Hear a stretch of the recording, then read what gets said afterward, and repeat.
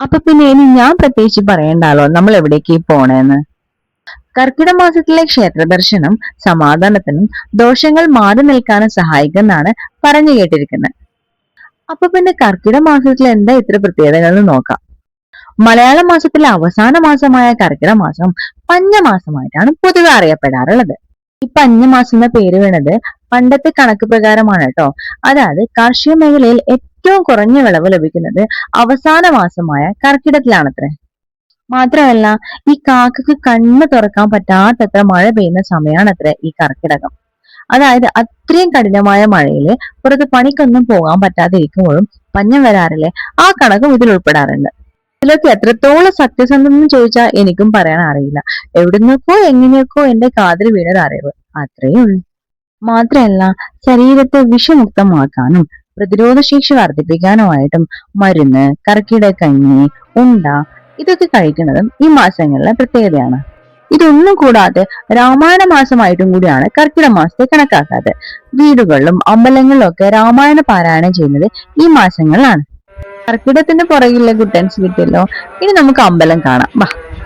രാധേ കൃഷ്ണ.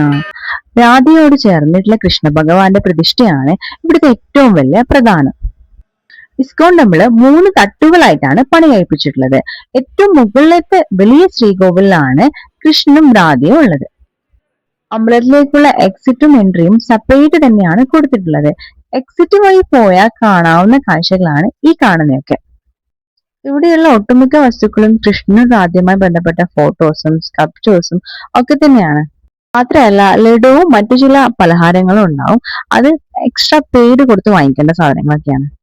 ഇനി എടുത്തു പറയാനുള്ളത് ഇവിടുത്തെ അന്നപ്രസാദ കൗണ്ടറിനെ കുറിച്ചാണ്.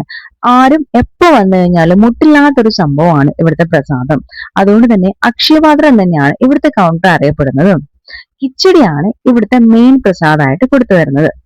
ഇലവെച്ചുണ്ടാക്കി ചെറിയൊരു പാത്രത്തിലാണ് ഇവിടുത്തെ പ്രസാദം വിളമ്പി കൊടുക്കുക. അമ്പലത്തിന് പുറമെ ചുറ്റിക്കാണാനായും കറങ്ങാനായിട്ട് ഒരുപാട് സ്ഥലങ്ങളൊക്കെ ഉണ്ട്. പക്ഷെങ്കിൽ ഉള്ളിൽ ഫോട്ടോഗ്രാഫി അലൗഡ് അല്ല. അത് നേരിട്ട് വന്ന് തന്നെ കാണണം. പുറത്ത് ഗാർഡനും ഫൗണ്ടെയിനും ഒക്കെ ആയിട്ട് മനോഹരമായ സ്ഥലങ്ങൾ ഒരുപാടുണ്ട്. എപ്പോഴെങ്കിലും ബാംഗ്ലൂർ വരുന്ന ആളാണെങ്കിൽ ഇസ്കോൺ ടെമ്പിൾ മറക്കാതെ വിസിറ്റ് ചെയ്യണം.